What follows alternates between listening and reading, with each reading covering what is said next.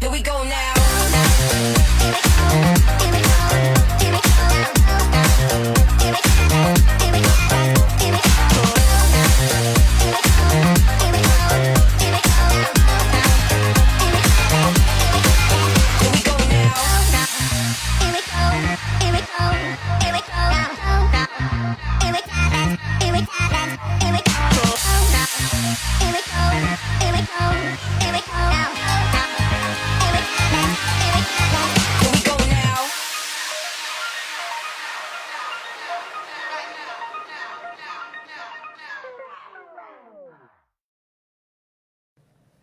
Hello, Dr. Ross Walker.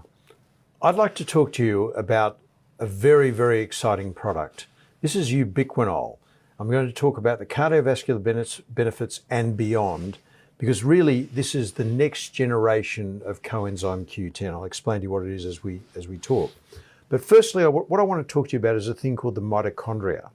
Now, what is the mitochondria? The mitochondria is the fuel pack of the cell. This is what gives the cell energy. So it doesn't matter what sort of flash car you drive. If the car doesn't have some sort of energy source, the car doesn't move. And in the same way, if your cells don't have the energy coming from this mitochondria, your cells don't move and your cells don't work. So it's important, especially as we get older, to maintain high quality energy in our body. Now, ubiquinol, which is the active version of coenzyme Q10, drives the mitochondria. It's one of the major drivers of your mitochondrial function, and it gives you high quality energy. So you'll see on this slide the ubiquinol going to ATP. ATP is the unit of energy in the body. Now just let me explain to you a little bit about ubiquinol. It's a fat-soluble vitamin-like substance, and it really has two functions. One, it promotes energy, as I've said, but two, it acts as a very, very powerful antioxidant. It's in every cell in the body. And the point is, you'll say, well, look, if I eat a good diet, why do I need to supplement? Well, in the case of ubiquinol, yes, you can get all the ubiquinol you need from your food. You can get 100 milligrams of ubiquinol if you have 10 kilos a day of broccoli. If you have 1.6 kilos a day of sardines, that'd be fun. Or 3 kilos a day of beef. That's how you get ubiquinol, or you can swallow it in a pill. Now, ubiquinol is made by Canica. Canica have a patent on ubiquinol around the world, and it comes from yeast fermentation. Now, here's the problem with ubiquinol. As you age, and 30 is the peak of your life, and for anyone listening to this, unfortunately, our body was designed to wander around a jungle with a spear for 30, 40 years, have your head ripped off by a saber-toothed tiger or die of some infection. We weren't designed to go really past about the age of 40. So 30 is the peak of your life, and from there you start developing osteoporosis, what we call sarcopenia, which is loss of muscle mass. So things don't work as well. No high-performance athlete is as good in their 30s as they were in their 20s because they've hit the peak of their life. When you hit 50, there's an enzyme called diapherase that metabolizes inactive CoQ10, so what you'd get if you took an old supplement like ubiquinone, to active ubiquinol. And so even if you took CoQ10 in the old supplement form, you're not getting the same amount of ubiquinol in the mitochondria, and therefore you're not getting the same amount of energy. And you can see here clearly on this slide how ubiquinol decreases as we get older. And as you get towards 80, there's probably not too many people at that age listening to this talk today, but you can see a significant reduction in the ubiquinol levels in your cells as you age. And some of the reasons why ubiquinol declines with age is, firstly, as I've said, you lose the enzyme that gives you that ubiquinol, but there's increased metabolic demand. So our cells have to work towards keeping things working. And so therefore, as you get older and things start to degenerate, you're putting a whole lot of energy into maintaining cells that aren't working as well. So that increasing metabolic demand can deplete the ubiquinol in your mitochondria. Different diseases can certainly do that. Oxidative stress, which is just basically living in this society where you have the chronic stresses of living, the emotional stresses, the mental stresses, all the physical stresses, but also the stresses of pollution, the stresses of chronic irradiation. Many people are sitting in front of computers all day, as I'm sitting at the moment talking about this. Then obviously our diets, the Western diets, don't have a lot of CoQ10 in them, as I've demonstrated before. And then there are certain gene mutations, and now the very ubiquitous statin therapy. Many people are taking statin drugs to lower their cholesterol, such as Crestor or Lipitor. That depletes coenzyme Q10 as well. So what are the health benefits of ubiquinol? The health benefits are, firstly, ubiquinol supports normal cellular function in our heart, in our liver, in our kidney, in our brain. So it's good to have a good dose of ubiquinol running around those areas. It increases your energy. I take 150 milligrams of ubiquinol every day purely to give me energy. I'm not on a statin, so I use it just to give me energy because I'm getting older, not that old of course, but getting older. It gives you stamina. It's very good for sports. It helps with fertility for males, and it gives you, as I said, more energy. It's a fatigue fighter. That's the non-cardiovascular benefits. So let's look at, say, for example, stress management. What's the evidence there? This was a study where they gave people 100 milligrams of ubiquinol a day. I think that the dose should be about 150 milligrams, but they gave them 100 milligrams a day and found their job satisfaction score increased. Their physical complaint score decreased. The feeling of stress decreased when they were on ubiquinol. And then you look at chronic fatigue syndrome. Probably about 10% of society don't have as good a mitochondrial function as everyone else. And if those people, say, for example, get glandular fever in their 20s and 30s, they can often develop this chronic fatigue syndrome. There are many other causes of this. But people who had chronic fatigue syndrome also have disrupted sleep. They don't think as well. And this is showing that giving 150 milligrams of ubiquinol a day certainly improves sleep, certainly improves their ability to think. And this says if you lose weight, you'll have more energy. Why do you think they call it fatigue? And it shows that ubiquinol is very good at relieving fatigue. So they gave between 100 to 150 milligrams a day for 12 weeks to 71 healthy people who had mild fatigue and significantly improved their fatigue scores. And this shows again further studies to show that daily ubiquinol reduces daily life stresses and improves the quality of sleep. And again, this is just another further studies there. Now, sports nutrition. This found people who were given ubiquinol had better performance at sport. You can see the improvement after being 6 weeks of training and being given ubiquinol, 300 milligrams a day. And so what fits your busy schedule better, exercising for an hour a day or being dead for 24 hours a day? And that's why I said in a previous talk that exercise is the second best drug on the planet. And this again shows this was a study of exhaustive swimming. The more they're exposed to ubiquinol, the better their swimming scores were. But let's move on to the heart. We're talking really about ubiquinol and its benefits for cardiovascular disease. Now, if you're playing Trivial Pursuit, and the question is, what is the biggest organ in the body? The answer, the Trivial Pursuit answer, is the skin, but that's wrong. The biggest organ in the body is the endothelium, which is the single layer of cells that lines every blood vessel in your body. So in a 70-kilo man, there's about 1 trillion endothelial cells. As I said, it's the biggest organ in the body. It has the surface area of about 6 tennis courts, and it weighs more than the liver and the heart all put together. So ubiquinol actually gives you better endothelial function. What happens in the endothelium? It opens and closes based on the stimuli. So, for example, if you're under some sort of stress, the saber-toothed tiger's following you, you've got to open up your blood vessels, get good blood flow to your muscles. That's what your endothelium does. Then again, when you're in the middle of a deep sleep, the last thing you need is torrential blood flow to your muscles. The endothelium closes down. So if your endothelium is working well and ubiquinol supports endothelial function, those actions are all done so much better. As you can see here, when they looked at this flow-mediated dilatation, which is a good indication of endothelial function, when given ubiquinol, significant improvement in endothelial function there. And this is also looking at inflammation, because we know that inflammation is a key part of disease. Ubiquinol has a very good anti-inflammatory response, as you can see from this slide here. in people who are given 200 milligrams of ubiquinol. And this says to prevent a heart attack, take 1 aspirin every day, take it out for a run, take it to the gym, and then take it for a bike ride. Now, people who've had cardiac arrests have also been found to have low levels of CoQ10 in their bloodstream. So it's felt that people who are chronically low in coenzyme Q10 and therefore ubiquinol, which is the active version, are more prone to having things like cardiac arrest. Now, interestingly, when we're talking about cholesterol, this fellow's saying cholesterol is good for you, it clogs your veins so you don't bleed as much when you get a cut. No, I don't think so. We've all heard about the good and bad cholesterol. HDL is good because it takes the fat out of the arteries and takes it back to the liver where it's broken down.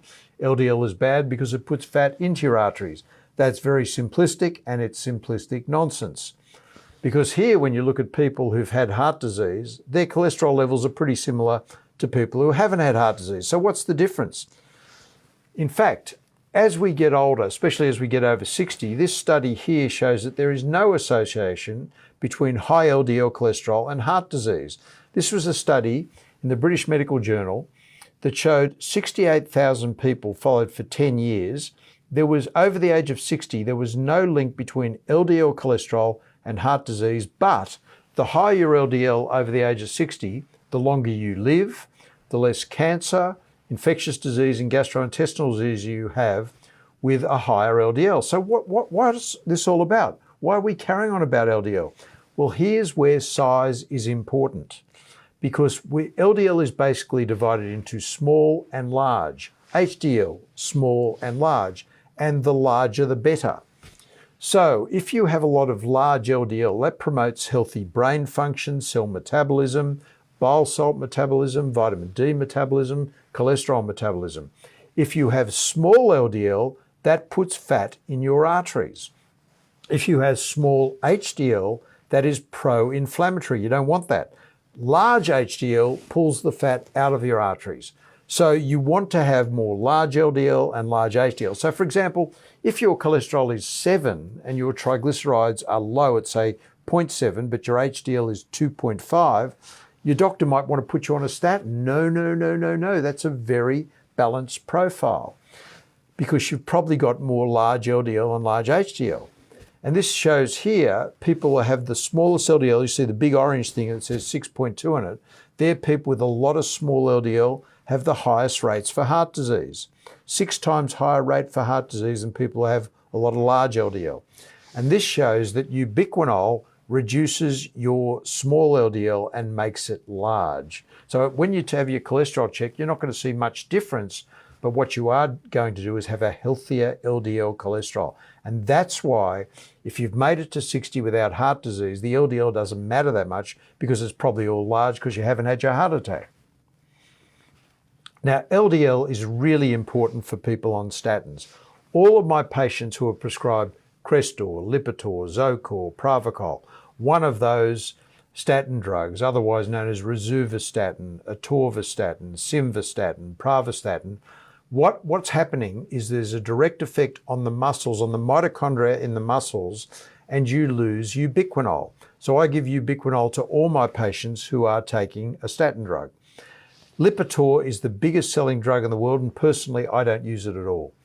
Lipitor and Zocor are fat-soluble statins. I don't think they should be prescribed. I only use water-soluble statins, which are Crestor, rosuvastatin, or Pravachol, pravastatin. They're the only ones that I use, and I only use them in people who have a coronary calcium score above 100 or have already had a heart attack, a stent, or a bypass. So I don't even use Lipitor, and Lipitor is the biggest selling drug on the market, so therefore my colleagues obviously don't agree with me.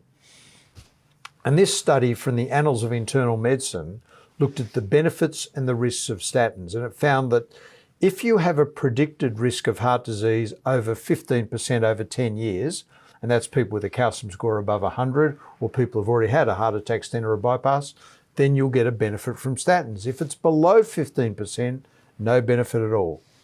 So who should be prescribed statins? All people with vascular disease, all people with a calcium score above 100 between the ages of 50 to 70, predicted 10-year risk beyond 15%, and people who are statin tolerant. If someone rings me after having been on their statin for a few months and they just can't lift their arms because they've got so much muscle pain, they can't take a statin. It's only 10% of their management. But if they can take a statin under these circumstances, it's still good for them. But you don't use statins just because your cholesterol's high. And there's so many people who go to the doctor, oh, your cholesterol's high, here's a statin pill. That is wrong. It should not happen. So, and I want a load of those statins I read about that let you eat as many fat burgers as you like without getting a heart attack. If you believe that, you believe anything. That is biologic nonsense. So what do statins do? Statins reduce or inhibit one of the major enzymes in the production of cholesterol. But one of the problems with that is there's collateral damage because it also inhibits the metabolism of ubiquinol, the metabolism of vitamin K2, the metabolism of selenium. So that's why it's important to think about supplementing with these things.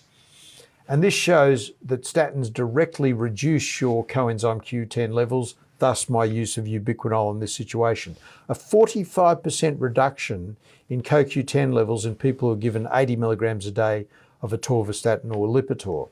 And this shows again a meta-analysis putting a whole lot of studies together showing a significant reduction in CoQ10 levels in people on statins.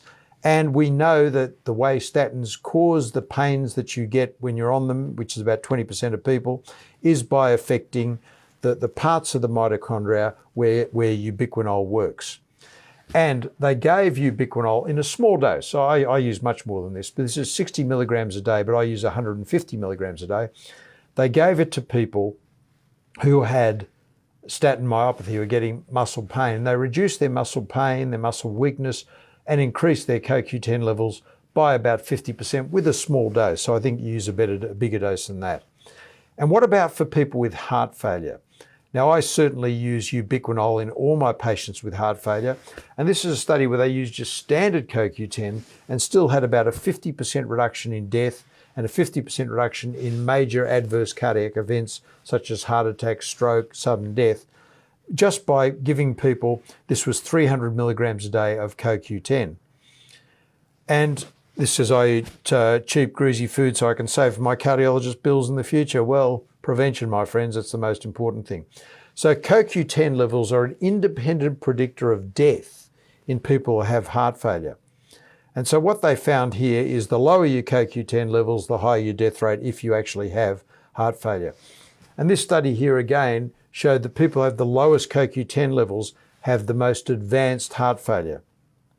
And this was a small study. This was not a randomized controlled trial, but this showed profound benefits in the pumping action of the heart, known as the ejection fraction, in people who were given ubiquinol and showed significant improvements. And this is actually a lot better than I get often with drug therapy, but I use the drugs in people with heart failure as well, but I supplement them with ubiquinol. But I have some people who for some reason just can't tolerate the drugs. They still do well with their heart failure and the ubiquinol.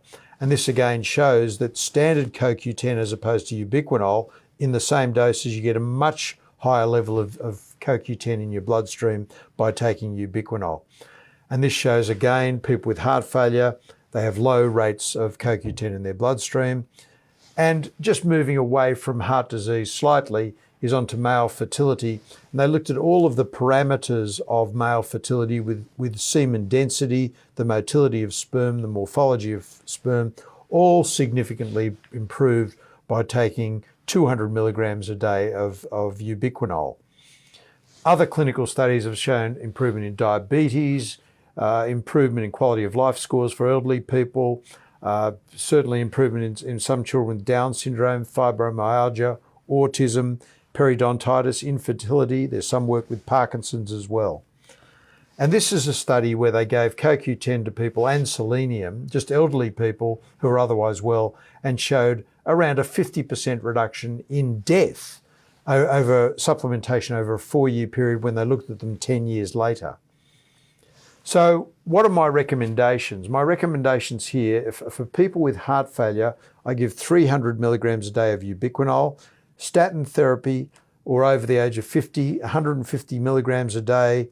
To get the ubiquinol levels in the normal range in younger people, 100 milligrams a day is fine. optional healthy range if you're already there, and fertility anywhere between 150 to 300 milligrams a day. So I certainly believe in the use of ubiquinol. As I said, I take it myself for energy. I use it in all my patients with heart failure, all my patients with statins, all my patients where I want to improve all of the cardiac parameters. So to summarize, ubiquinol is the active version of CoQ10, and it can directly work in our body while the CoQ10 has to be converted into ubiquinol in order to work. So take the end product, which is the ubiquinol. As we age, the CoQ10 levels decline, and our ability to convert from ubiquinone to ubiquinol declines as well, which is why I always use the ubiquinol. And it's a very strong antioxidant, which is good for a number of other diseases. And also, as you get older, you tend to get more fatigue. Overtraining can affect the body, so ubiquinol is a great help there. And there's strong evidence for a variety of conditions that I've already mentioned: cardiac failure, statin therapy, where ubiquinol is very useful. So just like the lemmings here going down the hill, this little lemming at the back is thinking outside the square. He's not going to commit suicide like the rest of his mates.